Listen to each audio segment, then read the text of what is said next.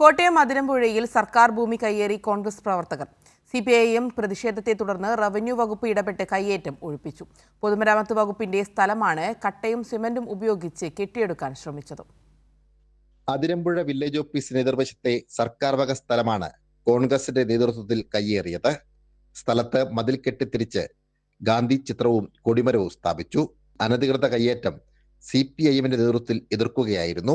സ്വാഭാവികമായിട്ടും പുറമ്പോക്ക് ഭൂമി കയ്യേറുക എന്ന് പറഞ്ഞാൽ ഗൗരവമായ കുറ്റമാണ്. പോരാത്തതിന് ഇപ്പോൾ ഭരണത്തിലിരിക്കുന്ന പാർട്ടി തന്നെയാണ് ഈ തോന്നിവാസം ഇവിടെ കാണിക്കാൻ കൂട്ടാക്കിയത്. ഈ കയ്യേറ്റം അനധികൃതമാണ്.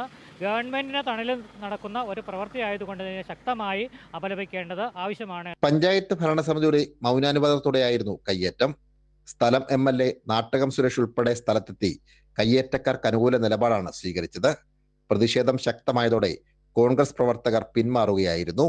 ഗാന്ധിയുടെ മറവിലാണ് ഈ പാർട്ടി ഓഫീസ് രൂപീകരണത്തിനോട്ട് ഇവർ മുന്നോട്ട് വരുന്നത്. അല്ലെങ്കിൽ പിന്നെ ഇവിടെ അതിര് തിരിച്ച് ഈ ഒരു ഫ്ലോട്ട് അവർ കയ്യേറുക എന്ന് പറയുന്നത് ഒരു ശരിയായ നടപടിയല്ലല്ലോ. നിലവിൽ നടത്തിയിട്ടുള്ള നിർമ്മാണം ആഗസ്റ്റ് 15 ശേഷം ഒഴിവാക്കുമെന്നാണ് കോൺഗ്രസ് പ്രവർത്തകർ റവന്യൂ വകുപ്പിനെ അറിയിച്ചിട്ടുള്ളത്.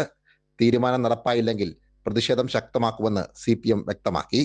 സാംജിത് അർപ്പൂക്കരയ്ക്കൊപ്പം സനോജ് സുരേന്ദ്രൻ, കൈരളി ന്യൂസ്, കോട്ടയം.